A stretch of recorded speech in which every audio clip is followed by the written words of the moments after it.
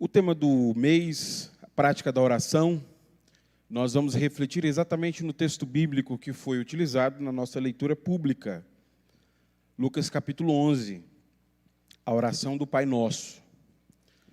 E eu vou me centrar essa noite apenas no versículo 1, tendo em vista a quantidade de informações e de lições preciosas que o versículo 1 nos traz. Aqui no Evangelho de Lucas, capítulo 11, é a sexta vez que os discípulos encontram Jesus orando. E como Jesus fazia isso com frequência, eles esperam Jesus terminar de orar. E Jesus terminando de orar, então eles dizem a Jesus que querem que Jesus os ensine. Leia comigo, por favor, versículo 1. Certo dia, Jesus estava orando em determinado lugar. Quando terminou, um dos seus discípulos lhe disse: Senhor, ensine-nos a orar, como João ensinou aos seus discípulos. É importante nós repararmos que aqui eles vão usar uma expressão que denota uma certa urgência. Essa expressão aqui é um imperativo, como se eles estivessem dizendo: ensina-nos a fazer isso agora. E o motivo por que eles fazem esse pedido urgente a Jesus, ensina-nos a orar agora, está descrito aí nas palavras dos próprios discípulos. João ensinou os seus discípulos, e nós, que somos os seus discípulos, também queremos aprender a orar. Esse pedido é muito característico e envolve aqui uma série de coisas importantes para a gente refletir. Eles estão dizendo para nós claramente que os discípulos de João eram conhecidos por uma prática de oração. A prática de oração fazia esses homens que seguiam a João serem conhecidos. E essa é uma questão que está envolvida naqueles dias. Eu queria dar uma olhada com você nesse contexto que aparece aí no próximo slide, que o povo judeu é um povo que tem hábitos de oração comuns. A Shema, a Tefila, a oração pela refeição, a oração dos discípulos de João. O que há de comum em tudo isso? É que a maneira como cada um destes grupos oram é uma maneira característica. Jesus, por exemplo, denunciou a prática dos fariseus de orarem em pé nas sinagogas, falando bem de si mesmo e mal dos outros. Falou, por exemplo, destes homens que repetem coisas que não acrescentam nada à oração. Falou também sobre como eles eram longos, mas eram longos porque eram repetitivos. Então, o que estes homens estão dizendo aqui a Jesus é que se Jesus os ensinar a orar, a oração vai identificá-los como discípulos de Jesus. Porque práticas de oração já haviam nesse tempo. Eu acabei de ilustrar a você como as orações eram feitas com frequência. Por exemplo, a oração da Shema era feita diariamente, pedindo a Deus exatamente o que diz: ouve, ó Israel, o Senhor, o seu Deus, é o único Deus. A oração da Tefila eram cânticos que se entoavam pedindo bênçãos e proteções do Senhor, o que conhecemos nos Salmos, e as costumeiras orações antes das refeições. Assim, se os discípulos de João são conhecidos por uma prática de oração característica que não se parece com a dos fariseus, que não se parece com nada que havia, o que estes homens estão pedindo a Jesus é um tipo de oração que também os diferencia. Porque quando você via um fariseu orando, você sabia que ele era um fariseu pelo estilo característico. Quando você via um discípulo de João orando, você sabia que era discípulo de João pelo estilo característico. É interessante observar o que Darrell Book acrescenta sobre isso, eu queria ler com você, porque isso aqui nos dá uma dimensão precisa do pedido. Darrell Book diz o seguinte: compartilhar uma oração comum acrescentaria um senso de comunidade e daria aos discípulos alguma identidade. Ou seja, se Jesus ensinar de fato uma oração para eles, Primeira coisa que Jesus vai fazer é fazer o que já havia. Dizer, olha, nós oramos diferentes dos discípulos de João, oramos diferentes dos fariseus, oramos diferentes, o nosso estilo de oração é próprio da nossa comunidade, a comunidade dos cristãos. Segundo, isso daria identidade. Porque quando alguém ver um discípulo de Jesus orando, alguém diria, olha, esse é discípulo de Jesus e dá para verificar pela maneira como ele ora. A oração denuncia que é um discípulo de Jesus. Então, aqui nós estamos diante de algo muito grande. Será que Jesus vai ensinar para esses homens o que eles estão pedindo? A todo esse significado, a todo esse sentido. Será que Jesus vai de fato dizer a eles como deve ser a forma de sua oração? Eu estou destacando isso porque quando nós pensamos em oração, geralmente nós gostamos de pensar a oração como uma prática subjetiva. Cada um faz do jeito que achar melhor ou mais conveniente. E não gostamos de maneira nenhuma de pensar a oração como sendo uma coisa objetiva, seguindo normas e obedecendo aquilo que foi estabelecido. Portanto, essa pergunta também traz esse sentido para nós. Será que existe uma maneira correta de orar? Se Jesus responder a esse pedido, o que é que perceberemos? Que sim, haverá. Se, no entanto, Jesus disser, olha, o importante é que vocês orem, sentado, em pé, em alta voz, em espírito, sei lá, o importante é que vocês façam. Quer dizer que não há uma forma adequada de orarmos. Portanto, observe comigo como é que Jesus responde ao pedido dos discípulos aí no versículo de número 2. Eu repito então o versículo 1 e 2. Certo dia, Jesus estava orando em determinado lugar. Quando terminou, um dos seus discípulos lhe disse, Senhor, ensina-nos a orar, como João ensinou os seus discípulos. Já expliquei isso. Olha o que diz o versículo 2. Jesus disse, orem da seguinte forma. Repetindo, orem da seguinte forma. Com essas palavras, Jesus está respondendo precisamente o que aqueles homens acabaram de pedir. Jesus, nós queremos uma forma de orar característica dos seus seguidores, para que quando nós estivermos orando, as pessoas saibam que somos os seus discípulos só pela forma como oramos. Segundo pedido, Jesus, nós queremos que essa oração seja ensinada pelo Senhor para ser característica. Aquilo que eu costumo chamar de pedagogia da oração. Os ensinos de Jesus sobre a oração. Então o versículo 2 muda completamente a nossa percepção sobre a oração, porque a partir disso, uma nova percepção tem que surgir em nós sobre o que é a oração. E eu penso que Dietrich Bonhoeffer colocou para nós assim de forma muito clara. Por que é importante entender que existe uma forma correta de orar?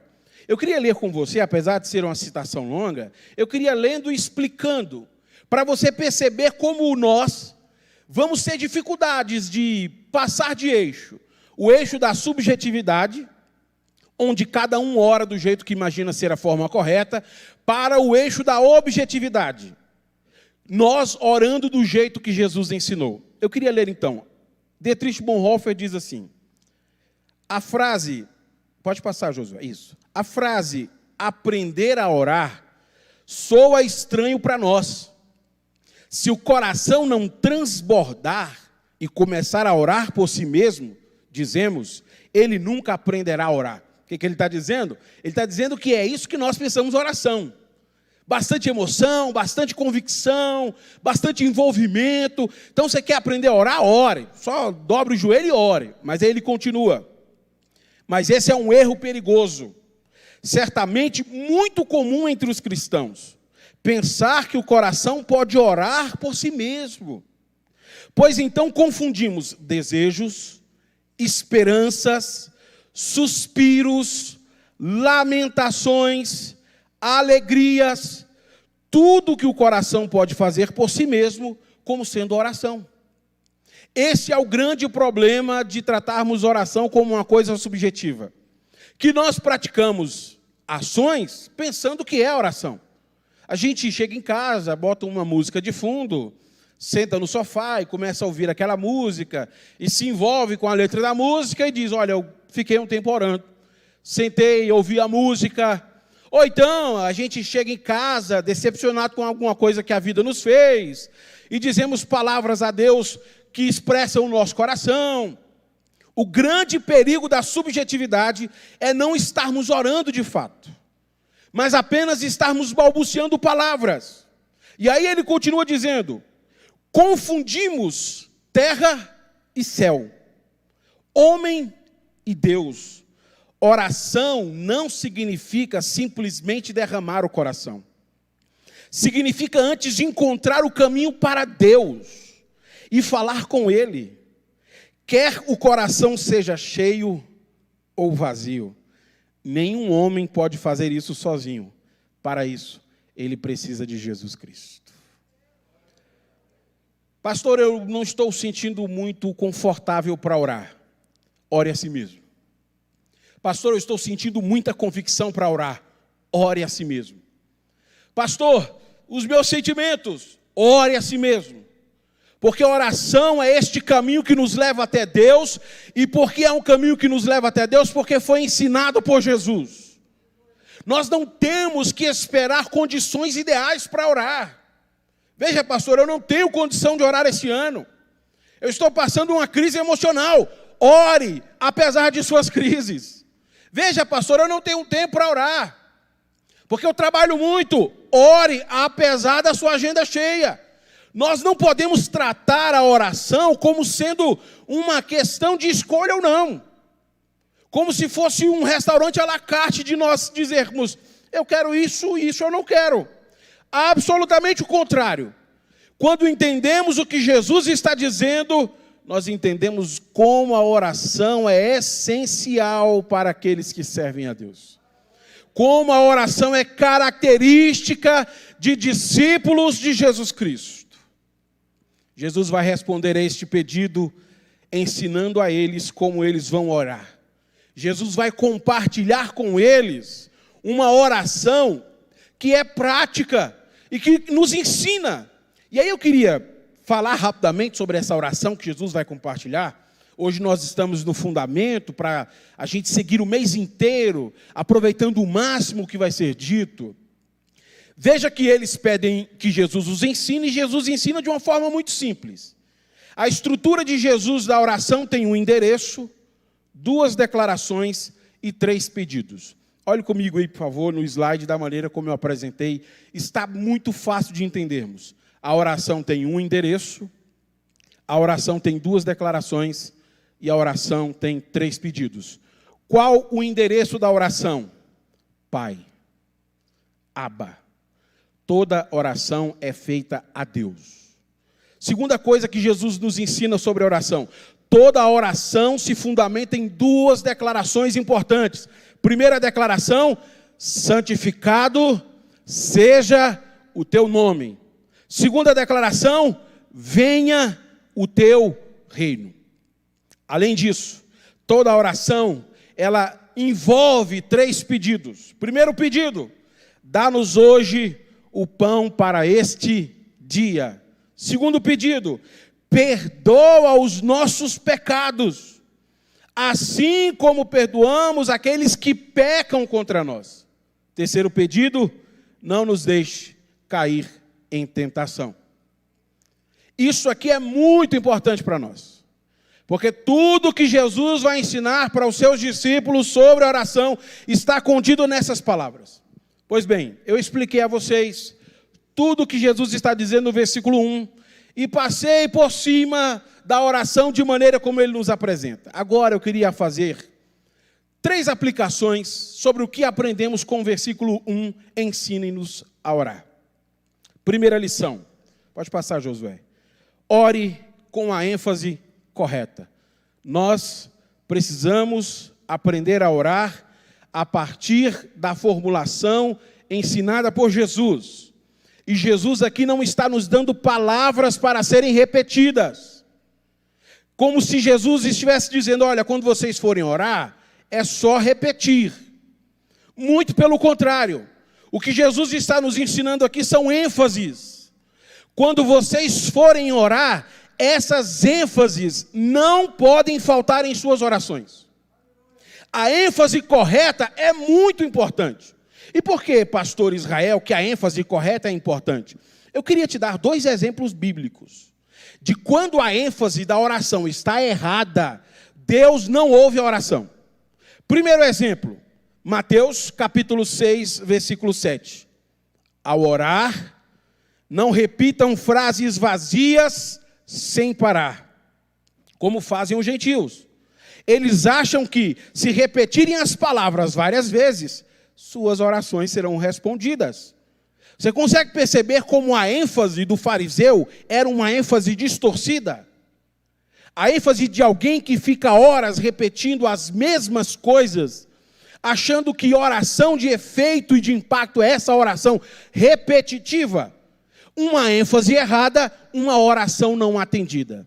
Agora observe comigo a segunda ênfase errada. Tiago capítulo 4, versículo 2 e 3. E no entanto, não têm o que desejam porque não pedem.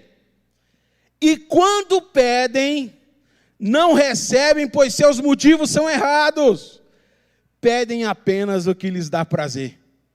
Mais uma vez, a Bíblia indicando a nós que a ênfase errada faz com que as nossas orações não sejam atendidas. Mas nesse caso de Tiago, o texto ainda é mais característico. Porque há uma repreensão. Vocês não pedem a Deus. Então eu vou pedir. Mas pede certo. Porque quando vocês vão pedir, vocês pedem errado e não recebem.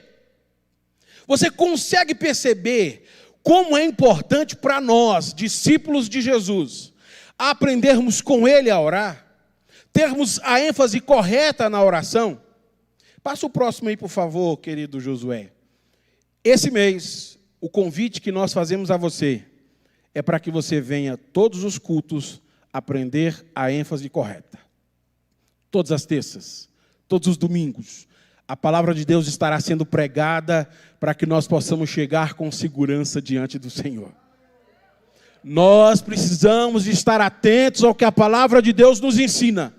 Então, se você não se matriculou no culto de ensino, se matricule. Venha, e venha com frequência, para que a sua oração não deixe de ser respondida. E para que você aprenda que essa é uma possibilidade segura que nós temos. Falar com Deus e Ele responder à oração do seu povo. Segunda lição que eu queria deixar esta noite. Sua oração deve revelar quem Deus é. O próximo é Josué, por favor. Se a oração dos discípulos possui uma ênfase correta, nós precisamos, sentado ou em pé, portanto, escreva a sua oração. E depois de você escrever a sua oração, leia ela para si mesmo. Vamos supor o seguinte. Vamos supor que uma pessoa precisa ser evangelizada por ouvir as suas orações. Será que essa pessoa vai criar uma noção certa sobre Deus? Ou essa pessoa vai estar à margem do que Deus de fato é? Toda oração revela o Deus que nós seguimos. Toda oração está carregada de conhecimento e de informação sobre quem é Deus. Quando nós nos chegamos a Deus para orar, quando nós chegamos a falar com o Senhor, o que reproduzimos é um conhecimento que nós temos dEle. E aqui a gente talvez pode até passar vergonha. Porque se você ouvir a oração de algumas pessoas, você percebe que elas têm uma visão de Deus distorcida. Uma visão de Deus que está fora de conexão completa. Eu pego um exemplo simples que acontece com frequência. Você encontra uma pessoa ali na fila da lotérica com um papelzinho na mão, marcado alguns números. E aí a pessoa está ali, antes de apostar, ela faz o sinal da cruz, fecha os olhos. E aí você pergunta para ela, o que é que você acabou de fazer? Eu acabei de orar, pedir a Deus, para que na hora do sorteio, Ele puxe as minhas bolinhas. E eu tenho fé que vai puxar as minhas bolinhas. Amigão, eu não queria te decepcionar não, mas essas bolinhas não vão sair por causa da sua oração. Mas por que você não acredita na oração? Acredito muito na oração. Mas é o próprio Deus quem diz. Nós acabamos de ler, Tiago 4,3. Pedis e não recebeis, porque pedis mal para quê? Para gastar em vossos deleites. Você consegue perceber como a nossa teologia da oração, às vezes não expressa quem é Deus de fato? E aí eu queria compartilhar com você uma oração. Pode passar, Josué. Que foi encontrada no bolso de um soldado desconhecido na batalha de Gettysburg, na Guerra Civil dos Estados Unidos. Essa oração foi encontrada no seu bolso e se tornou conhecida como oração do soldado desconhecido. A oração dele diz assim: pedi a Deus força para realizar. Fui feito fraco, para que aprendesse humildemente a obedecer. Pedi saúde, para que eu pudesse fazer coisas maiores. Recebi enfermidades, para que eu fizesse coisas melhores. Pedi riquezas, para que eu fosse feliz. Recebi pobreza, para que eu fosse sábio. Pedi poder, para que eu tivesse o louvor dos homens. Recebi fraqueza, para que eu sentisse necessidade de Deus. Pedi todas as coisas para que eu desfrutasse a vida. Recebi a vida para que eu desfrutasse todas as coisas. Não recebi nada do que pedi. Não recebi nada do que pedi, mas tudo que eu esperei. Quase apesar de mim mesmo, minhas orações não ditas foram atendidas. Dentre todos os homens, eu sou ricamente abençoado. Que oração maravilhosa. Esse é o meu segundo conselho a você. Comece a escrever as suas orações.